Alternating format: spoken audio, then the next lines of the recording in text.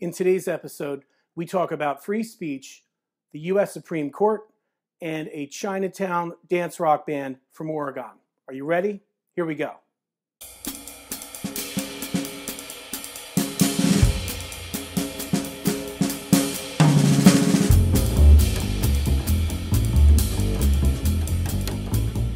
Recently, the U.S. Supreme Court handed down a unanimous decision on a really important First Amendment case that I wanted to share with you.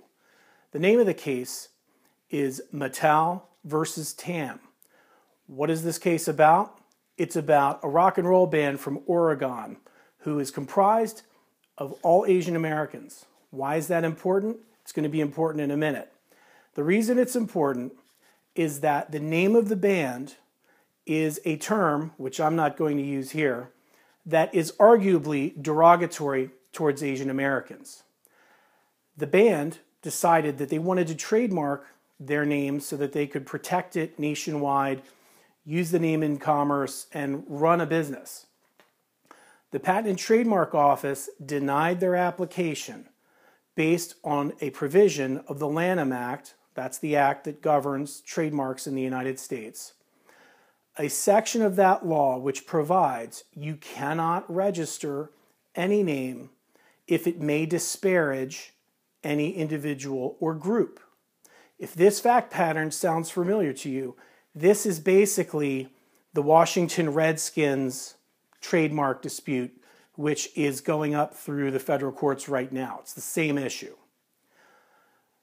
The case from Oregon went through the district court. It was appealed because the band lost, so they appealed the case up to the Court of Appeals. They lost there, and then they appealed it to the United States Supreme Court. In an 8-0 decision, the Supreme Court determined that that provision of the Lanham Act is unconstitutional and violates the band's First Amendment rights.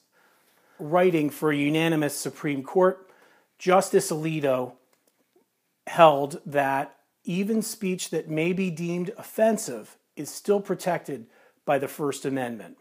We had here a federal actor, the Patent and Trademark Office, applying a federal law which allowed the federal employees at the Trademark Office to impose their own viewpoints about what may be disparaging or what may be offensive.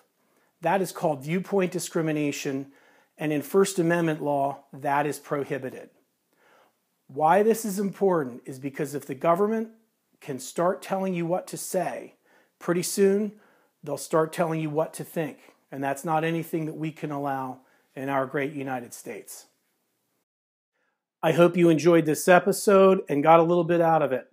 If you're interested in free speech issues, First Amendment issues, I have embedded a write-up of this case in the description on this video. Please feel free to subscribe to this YouTube channel or like this video or tell a friend.